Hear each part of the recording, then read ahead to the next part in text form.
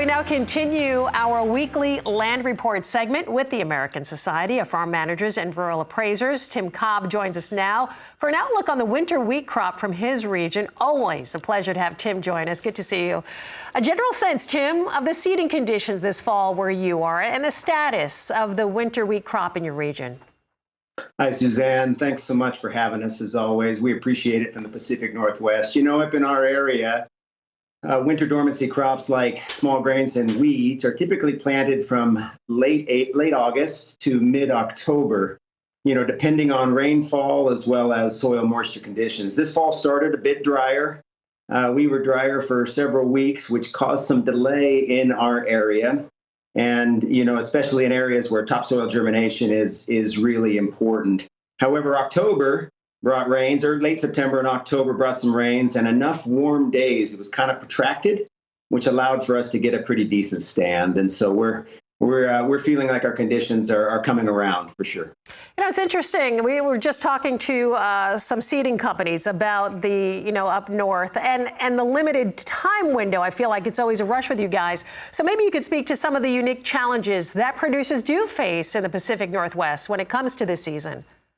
Yeah, you know, timing is everything when it comes to dry crops and specifically small grains, you know, and the lengths that many of these producers had to go to get a stand is some of the challenges that I would speak of today, as well as just the markets, as these producers are casting their vision out and trying to understand exactly what it is and making the hard decisions. We're seeing more winter crops and less spring planted crops, mainly, and that's just a function of economics. You know, we have just had conditions where there's just not enough in the market to make a spring crop work these days. Tim, before I let you go, opportunities, and where are they currently when we're looking at those wheat producing regions?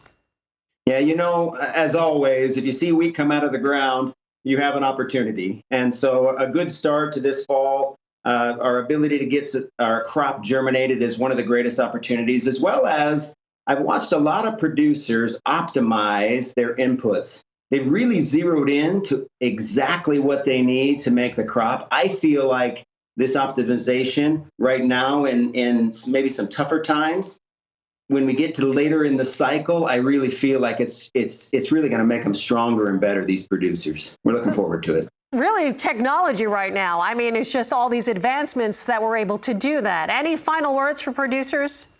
Absolutely. The technology that they already have implemented, they put the investment into is definitely it. And I would also say something a bit in our area to the land grant universities. They continue to optimize the wheat strands, giving us varieties that are more resistant and are stronger. They're going to be good producers. So we're grateful to them too. Absolutely. Tim, always a great job. Appreciate you joining us. Good to see you. Tim Cobb with the American Society of Farm Managers and Rural Appraisers.